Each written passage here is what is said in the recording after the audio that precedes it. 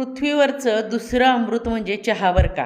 चहासाठी खुळे असणाऱ्या लोकांसाठी जबरदस्त आणि कडक असा चहा मसाला आज आपण बघूयात. यासाठी आपल्याला लागणार आहे सुंठ, दालचिनी, लवंग, काळी मिरी, जायफळ, वेलची आणि जेष्ठीमध. वेलची आणि जेष्ठीमधची मी पावडर वापरली आहे. तुम्ही अख्खी वाटताना टाकली तरी चालेल. साहित्याहून लक्षात आलंच असेल, सर्व औषधी गुणयुक्त घटक आहेत, त्यामुळे आजार छूमंतर होणारच. हे सर्व मसाले एक दिवस आपण उन्हात छान सुकवून घेऊ शकता किंवा ओव्हनला गरम करू शकता किंवा मग कढईत थोडेसे गरम करून घेऊ शकता. त्यामुळे मसाला 3 ते 4 महिने आरामात टिकतो. त्यानंतर हे सर्व साहित्य आपल्याला मिक्सरमध्ये घालून छान बारीक वाटून घ्यायचे आहे. इकडे चहा मसाला तयार होतोय आणि सगळ्या घरात घमघमाट सुटलाय. आता मस्त कडक चहा पिल्याशिवाय काय राहणार नाही.